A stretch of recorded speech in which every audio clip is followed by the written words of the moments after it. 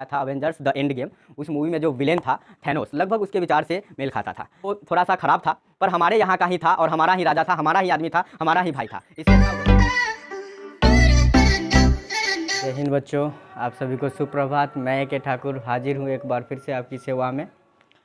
आज हम लोग इस वीडियो में कवर करने वाले हैं 10वीं कक्षा के इतिहास के फर्स्ट चैप्टर का कुछ पार्ट, जिसमें से हम लोग कुछ पार्ट पढ़ चुके हैं, जिसमें पहला वीडियो अपलोड हो चुका है। अगर आप लोगों ने वो वीडियो नहीं देखा है तो मैं आप लोगों से पहले बोलूँगा कि आप लोग पहले उस वीडियो को देखें और तब जाकर के इस वीडियो को देखें तो ज़्यादा बेहतर ढंग से समझ में आएगा। ओके, उस वीडियो में हम लोगों ने कवर किया था कि राष्ट्रवाद का उदय कैसे हुआ, राष्ट्रवाद किसे कहते हैं, राष्ट्रवाद को फैलाने में कैसे लोगों ने मदद किया। इस प्रकार से उस वीडियो में हम लोगों ने इतना चीज़ कवर किया था। और इस वीडियो में हम लोग कवर करने वाले हैं कि इस राष्ट्रवाद को बढ़ाने में, इसके विकास में नेपोलियन बोनापार्ट ने कैसे योगदान दिया था। ओके, और क्या क्या योगदान दिया था, किस तरह से उन्होंने राष्ट्रवाद को बढ़ाया था। तो सबसे पहले हम लोग जानते हैं नेपोलियन बोनापार्ट के बारे में। नेपोलियन बोनापार्ट के विचार लगभग अगर हम माने तो अभी के जो अवेंजर्स मूवी का जो सबसे लास्ट पार्ट आया था, अवेंजर्स द एंड गेम, उस मूवी में जो विलेन था थैनोस, लगभग उस थैनोस का क्या विचार था। थैनोस का विचार था कि अगर इस सृष्टि का, यानी इस दुनिया का, अगर चाहते हैं कि ये दुनिया बनी रहे तो इसका जनसंख्या कंट्रोल करना पड़ेगा। और जनसंख्या कंट्रोल करने के लिए मतलब जनसंख्या को कम करना पड़ेगा। और कम करने का उपाय उसका सिर्फ यही था कि लोगों की हत्या करो, मारो उसको और जनसंख्या को कम कर दो। लेकिन हमारे सुपर हीरोज जो थे वो सोचते थे कि हम कोई दूसरा आइडिया निकाल लेंगे। तो इस वजह से हम सुपर हीरो सुपर विलेन में लड़ाई होती है।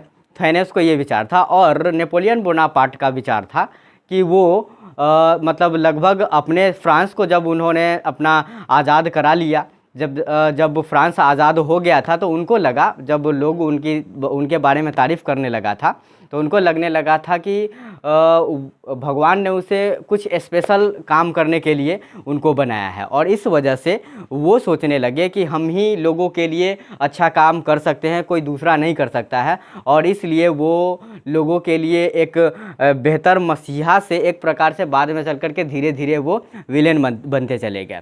अगर एक प्रकार से हम देखें तो थैनोस का विचार भी एक प्रकार से ठीक ही था कि वो इस सृष्टि का, वो भी चाहता था कि इस सृष्टि का जो चलन है वो हमेशा के लिए चलता रहे। अगर जनसंख्या कंट्रोल नहीं होगी तो वो सृष्टि हमारा बर्बाद हो जाएगा। लेकिन उसका थोड़ा सा जो विचार था, जो आइडिया था इस सृष्टि को बचाने का, वो थोड़ा सा गलत था। पर सोच के ऊपर डिपेंड करता है, आप किस हिसाब से सोचते हैं उस हिसाब से थैनोस किसी के लिए हीरो है तो किसी के लिए विलेन है। उसी प्रकार से नेपोलियन के बारे में भी शुरू में नेपोलियन को सबने हीरो बनाया, बाद में चल कर के लोग कैसे इनको विलेन मानने लगे, इसके बारे में हम लोग बाद में चल कर के जानते हैं। ओके, सबसे पहले जानते हैं कि नेपोलियन बोनापार्ट का जन्म कब हुआ था। नेपोलियन बोनापार्ट का जन्म 15 अगस्त 1769 को हुआ था। वो एक अच्छे खासे परिवार से बिलोंग करते थे। वो एक मामूली सा सैनिक थे। इनका देहांत ऐसे माना जाता है 5 मई 1821 को। 1804 में वो फ्रांस का प्रथम कांसल बने। कांसल का मतलब होता है किसी और देश का व्यक्ति किसी और देश में अगर किसी शासन व्यवस्था को लागू करता है, उसका प्रतिनिधित्व करता है, तो उसको कांसल कहा जाता है। तो 1804 में वे फ्रांस का प्रथम कांसल बने। और 1804 से लेकर के फिर 1814 तक वो वहाँ का सम्राट बने रहे। 1815 में वहाँ पे उनका पतन हो गया। जब 1815 में नेपोलियन का पतन हुआ तब जाकर के मेटरनिक युग का शुरुआत हुआ था। तो फ्रांस के साथ साथ पूरे यूरोप में राष्ट्रवाद का यूरोप एवं प्रचार प्रसार में इन्होंने काफ़ी ज़्यादा मतलब इसको फैलाया। बहुत अच्छे तरीके से उन्होंने एक इतना अच्छा काम किया कि लोग इनका बात सुनने के लिए, इनकी बात मानने के लिए हमेशा तैयार रहते थे। ये फ्रांस में तो बहुत सारे और भी राजा हुए, पर ये एक प्रकार के बहुत ही अच्छे राजा थे। और अच्छे राजा इस प्रकार से थे क्योंकि वो अच्छा काम कर रहे थे। और अच्छा काम क्या क्या उन्होंने किया उसी के बारे में हम लोग यहाँ पर अब डिस्कस करेंगे कि लोगों के नज़र में ये क्यों आने लगे, लोग उनको मसीहा अपना क्यों मानने लगे, क्यों ऐसा लोग सोचने लगे कि हमारे यहाँ ऐसा राजा होना चाहिए, लोग मन्नत मांगने लगे कि हमारे यहाँ भी ऐसा ही राजा होना चाहिए। नेपोलियन बोनापार्ट के कानों तक जब ये सब बात पहुँचने लगी तो उन्होंने ये बात सोचा कि भाई हम तो वाकई में बहुत अच्छा काम कर रहे हैं, तो चलो अपने देश का तो हमने उद्धार कर लिया, अब चलो पूरा दुनिया में इधर उधर घूमते हैं और जो देश सब गुलाम हैं परे अपने अड़ोसी पड़ोसी को देखते हैं, उन सभी को आज़ाद कराते हैं, वहाँ पे अपना शासन व्यवस्था लागू कराते हैं, लोगों को अधिकार दिलाते हैं, उनका विकास करते हैं और निकल पड़े अपने देश को छोड़ करके अड़ोसी पड़ोसी को यहाँ पर अपना काम करने के लिए। सबसे पहले जानते हैं कि इन्होंने क्या क्या अच्छा काम किया जिसके कारण लोग इनको अपना अच्छा मसीहा मानने लगे। तो सबसे पहले उन्होंने पहला काम किया कि संविधान में जो कुछ विशेष लोगों को विशेषाधिकार प्राप्त था, विशेषाधिकार कहने का मतलब कुछ स्पेशल लोगों को स्पेशल अधिकार प्राप्त होना। जैसे कि अगर हम अपने देश भारत देश की अगर कश्मीर राज्य की बात करें तो कश्मीर को विशेषाधिकार प्राप्त था कि वहाँ पे भारत का ही किसी अदर स्टेट का इंसान अगर वहाँ पर जा करके अपना ज़मीन खरीद करके घर बसाना चाहे तो वो धारा 370 के तहत ऐसा नहीं हो पा रहा था। पर धारा 370 ख़त्म हुआ, विशेषाधिकार ख़त्म हुआ और अब जा कर के लोग वहाँ पे मतलब ज़मीन खरीद करके रह भी सकते हैं, अपना घर परिवार भी वहाँ पर बसा सकते हैं। उसी प्रकार से जैसे लोगों को कुछ ही लोगों को वहाँ पे वोट देने का अधिकार प्राप्त था, जिसके कारण धनी लोग जिनको चाहते थे, जो स्पेशल लोग हुआ करते थे उनमें बड़े परिवार के बड़े जाति वाले धनी लोग ही लोग ज़्यादातर उसमें आते थे, उन्हीं को वोट देने का अधिकार प्राप्त था, जिसके कारण वो अपनी मर्जी का राजा तो चुन लेते थे पर वो राजा सिर्फ उनके लिए ही काम करते थे। गरीब इसमें दब कुच जाते थे, जिसके कारण उनको बहुत मतलब कठिनाइयों का सामना करना पड़ता था। तो सबसे पहले नेपोलियन बोनापार्ट ने इस विशेषाधिकार को ही समाप्त कर दिया। उन्होंने कहा कि भाई किसी को कोई अधिकार विशेष अधिकार प्राप्त नहीं होगा, सबके सब समान है। और दूसरा उन्होंने सबसे अच्छा काम किया कि सबको समानता का अधिकार दे दिया।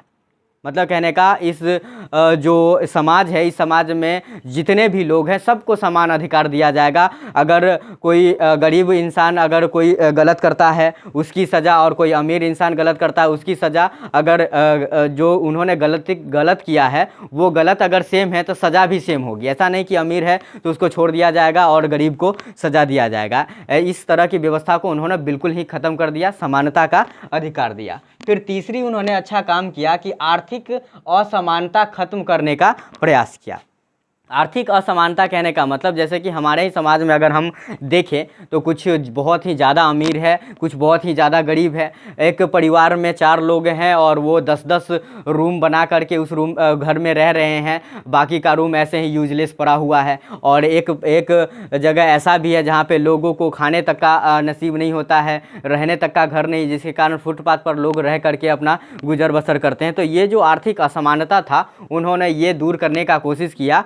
मतलब कहने का जो ऐसे ही अमीर लोगों का जो ज़मीन ऐसे ही पड़ा हुआ रहता था उन सारे ज़मीन पे गरीब लोगों के लिए घर बना करके देना या फिर वहाँ पे उनको बसा देना, ये सारा कार्य उन्होंने शुरू कर दिया। और चौथा सबसे अच्छा काम उन्होंने किया कि संचार व्यवस्था में सुधार किया। संचार व्यवस्था में सुधार कहने का मतलब जैसे अगर हम एक एग्जाम्पल से समझते हैं कि अगर हमारे घर परिवार के ही कोई आदमी अगर बाहर जा कर के कमाते हैं और साल 2 साल तक वो वहाँ पे रहते हैं या फिर जितना दिन तक भी वहाँ पे अगर रहते हैं, अगर हमें उनका कोई खबर ना हो और उन्हें हमारी कोई खबर ना हो तो कितना ये टेंशन वाली बात हो जाती है।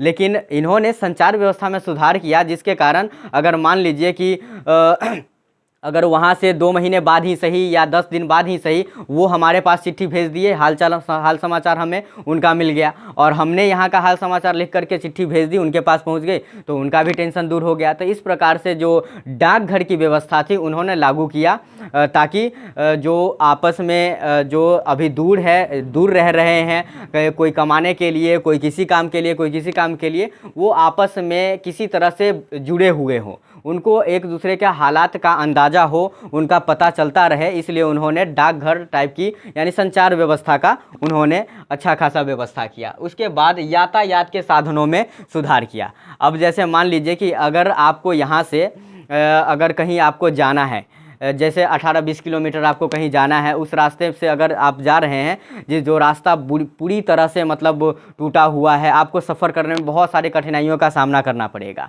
और जब इन कठिनाइयों का सामना जब आप कीजिएगा तो आपके मन में ज़रूर ये बात आएगा, काश कि इधर का रोड अगर अच्छा रहता ना तो कितना अच्छा बेहतर रहता। तो इसीलिए उस समय भी नेपोलियन बोनापार्ट जी ने आने जाने के लिए, चाहे सैनिकों के लिए हो या फिर आम नागरिकों के लिए हो, उन्होंने यातायात के लिए सड़क की व्यवस्था, अच्छी व्यवस्था कर दी। गाड़ी या फिर जो भी चीज़ उस समय चलती थी, उन सारे चीज़ों की व्यवस्था नियमित रूप से कर दिया, जिसके कारण लोगों को बहुत अच्छा सुविधा मिलना प्राप्त हो गया, जिससे लोग सोचने पर मजबूर हो गए कि इससे अच्छा राजा आज तक हमें नहीं मिला। अगर ऐसा राजा पहले हमें मिल गया हुआ रहता तो हम आज किसी का गुलाम बनते ही नहीं। तो आज तो इन्होंने हमें आज़ाद करा लिया, इतना अच्छा काम कर रहा है। तो अगल बगल के जो पड़ोसी देश जो थे, वो लोग भी किसी न किसी के गुलाम थे। तो वो लोग भी सोचने लग गए कि काश हमारे यहाँ ऐसा राजा होता, काश नेपोलियन जैसा राजा हमारे यहाँ होता, जो हमें विकास के रास्ते पर ले जाता, हमारे देश को विकास के रास्ते पर ले जाता, हमारा उद्धार करता। तो इस वजह से ये सारे बात नेपोलियन के कानों तक जब पहुँची तो उन्होंने सोचा चलो अब दूसरे देशों का उद्धार करते हैं, उनका कल्याण करते हैं, और चल पड़े ये। अब दूसरा देश पर गए, वहाँ पर उन्होंने जो देश उस पर राज कर रहा था उसको वहाँ से शासन व्यवस्था से हटाया, फिर अपनी शासन व्यवस्था वहाँ पे लागू की, और धीरे धीरे करके हर जगह वो छाने लग गए। लेकिन होता है ना ऐसा, जैसे कि आप छोटे भाई हैं और आपका एक बड़ा भाई है जो आपको हमेशा किसी चीज़ के लिए टोकता रहता है, यहाँ मत जाओ, वहाँ मत जाओ, ये मत करो, वो मत करो, ऐसे इस तरह से, तो बुरा लगता रहता है। और वही हम लोग एग्जाम्पल से, अरे यार उसका भाई को देखो, उसका भाई, उसको तो एकदम फ्री छोड़े हुए, कहाँ मतलब टोकता रहता है कि यहाँ मत जाओ, वहाँ मत जाओ, ये मत करो, वो मत करो, उसी का भाई अच्छा है, चलो उसका बात हम मानते हैं। जब हम उसका बात मानने लग जाते हैं तो कहीं ना कहीं हमारे माइंड में बाद में चल कर के ये बात ज़रूर आता है कि अरे यार इससे अच्छा तो हम अपने भाई का ही बात मान लेते, अपना भाई ही सही था। मतलब कहने का कि जब नेपोलियन हर जगह पे अपना शासन व्यवस्था लागू कर रहा था तो कहीं ना कहीं वहाँ के लोगों को ये बात ज़रूर एहसास होने लगा था कि यार भले वो थोड़ा सा ख़राब था पर हमारे यहाँ का ही था, और हमारा ही राजा था, हमारा ही आदमी था, हमारा ही भाई था, इससे अच्छा वही था। तो चलो अब किसी भी तरह से हम लोग एकजुट हो जाते हैं और नेपोलियन को यहाँ से हटा देते हैं, नेपोलियन को यहाँ से भगा देते हैं। हम लोग जैसे भी हैं, हम लोग आपस में लड़ झगड़ करके जैसे भी रहना होगा हम लोग रह लेंगे, पर किसी बाहरी को हम यहाँ नहीं आने देंगे। तो इस प्रकार से हम यहाँ पे कह सकते हैं कि नेपोलियन बोनापार्ट ने दो प्रकार से राष्ट्रवाद को पूरे फ्रांस में ही नहीं बल्कि पूरे यूरोप में फैलाया। एक तो अपने काम से, जिन्होंने बहुत अच्छा काम किया, ये इतने सारे अच्छे काम किए, और दूसरा उनके डर से। डर किस बात का कि भाई अगर हम एक नहीं होंगे, अगर हम जितने भी देशवासी हैं वो अगर एक नहीं होंगे तो नेपोलियन आएगा, अपना शासन व्यवस्था लागू करेगा, फिर से उसकी मनमर्जी करना चलना शुरू हो जाएगा। भले वो थोड़ा अच्छा काम करे पर है तो वो बाहरी ही। तो क्यों ना हम आपस में एक हो जाए, और एक हो जाने के बाद हम अपने में से किसी एक को राजा चुन करके उसको राजगद्दी पर बिठा दे ताकि वही हमारा विकास कर सके। तो इस प्रकार से हम कह सकते हैं कि उन्होंने अपने काम से भी राष्ट्रवाद को बढ़ावा दिया और उनके डर से भी राष्ट्रवाद का उदय। अपने डर से उन्होंने कैसे राष्ट्रवाद को बढ़ावा दिया?